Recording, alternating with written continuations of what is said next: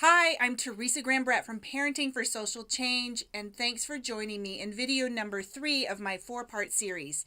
Today, I'm talking about something that derails parents so often when I'm working with them, and it is insecurity and worry. Insecurity and worry come up for many of us as parents. We're insecure about the decisions that we make, and we worry about the impact of those decisions on the children in our life and on their future as well. Now, when we get caught up in that insecurity and worry, we're really in this swirl and we become disconnected from our inner voice and our intuition. In essence, we lose that grounding in that inner voice. Now, before we get to the tips and techniques I'm going to give you, I first want to talk about the bigger picture of insecurity and worry. It's really not just about us as individual parents.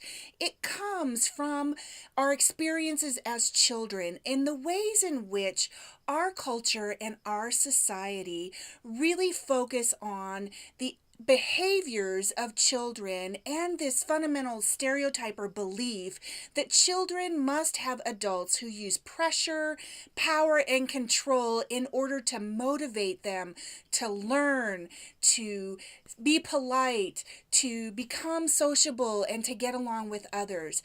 Those are the stereotypes that ground this reaction in adults to use power and control over children, because we have this mistaken belief in our culture that children need that external pressure in order to become the kinds of human beings that we believe they should be. So that's the experience we have growing up as children. Now, what happens is that as a result of that, we begin to look outside of ourselves for affirmation that we're doing things right, that we're good people, that we are doing the right thing. We become, in essence, externally motivated as a result of those childhood experiences. What does that mean for us as parents then? What that means is we are forging really a path that is unique in our culture and our society. We're redefining that adult-child relationship, and that path takes us away from what the majority of our friends and our extended family have done in their own lives. Now, as externally motivated human beings, which we were trained to be, we look to those around us to give us that affirmation that we're doing the right thing. Now, as parents, we're always worried to some degree or another, right? We love children so much that it seems that worry is inevitable. But that insecurity and worry that I'm talking about really comes from that place of trying to build relationships with children based on trust and respect in a broader culture and surrounded by friends and family who don't believe that's the right way to parent. I want to tell you about a family that I've worked with for whom this insecurity and worry was very present for them. Like you, they were parenting from this place of trying to honor their child, trying to support and love her unconditionally. Now, one of the things that would come up for the daughter was that she experienced anxiety, and she also sometimes would have stress and night terrors or nightmares. So her parents worried about her. And they wondered and were insecure about whether or not there was some way that the parenting path that they were on was contributing to what she was experiencing. So there was stress and anxiety all around. Technique number 1 that I recommended that these parents use was to become aware of when insecurity came up for them. Now, for some people, it's as obvious as someone saying, I'm really worried about my parenting and what I'm doing. Someone else might mask insecurity under other kinds of emotions or reactions because they experienced negative reaction from others, either when they were a child or as an adult, to expressing insecurity or worry. So create awareness by tapping into what your internal experience is and even asking yourself those questions. What's happening for me? Am I feeling insecure and worried? What are the emotions that are going on for me right now? The second tool or technique that we used in our work together, these parents and I, was to recognize that they were trained to be insecure and worried. So telling yourself explicitly, I learned how to do this. I learned how to look to other people, and that's just part of what my past experience is. And I also can learn how to do it differently.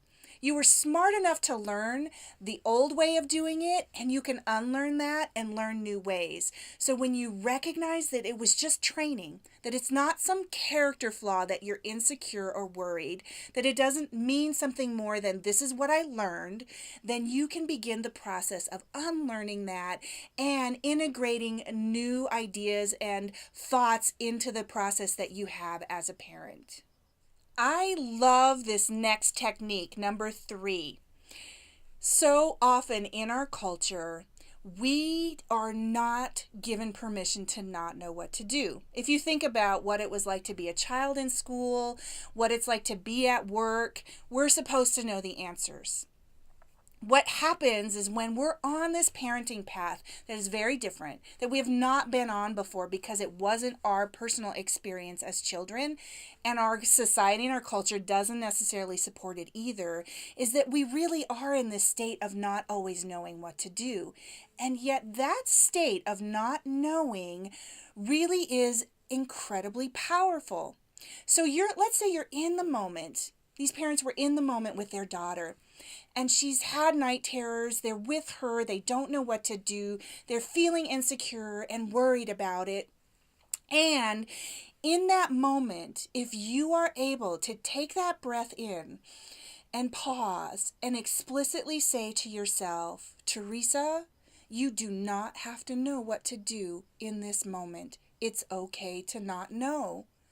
What you're doing in giving yourself permission is taking this pressure, right? That external pressure that came from our childhood, from adults and systems and institutions that always were grading us or judging us. What you're doing is you're pausing from all of that and putting that pressure aside just in that moment. It then opens you up. It actually does. There's research on this presence and this pause and the ways in which it then opens you up to be more creative and to see different possibilities than the ways you've been trained to think about things. So give yourself permission. Take that pause and that deep breath and say, I don't have to know what to do right in this moment. And let it be still for a moment and see what happens. It can be an amazingly powerful tool, not only in this situation, but in many other situations as a parent. The parents that I worked with that began to implement these techniques and processes for themselves began to see actually a reduction of overall stress and anxiety. The insecurity and worry, as I talked about in the very beginning of the video, really disconnect us from our inner voice, our intuition. We don't feel grounded when we're in those moments. And when we're able to use the 3 tools that I gave you and become grounded, it actually reduces the overall stress that we're experiencing. And our energy, of course, affects the energy of the rest of our family and the children in our lives. And so it's this symbiotic and synergistic effect that happens as we begin to embrace not knowing and being present in those moments and being more open to creative solutions and possibilities. That also happens in our families as well. I'm really excited about the next video, and I want to share with you a highlight of what's coming. Now, in the 4th video, we're going to talk about the fact that so often parents don't necessarily believe in their ability to create and cultivate and transform their family lives.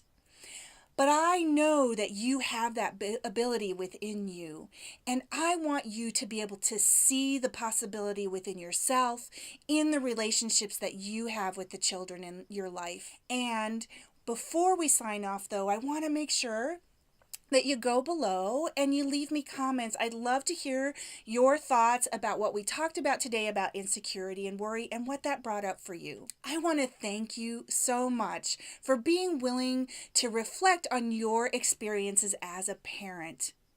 It's your courageous exploration, the willingness to go deep, and your commitment to authentic connection that our world truly needs.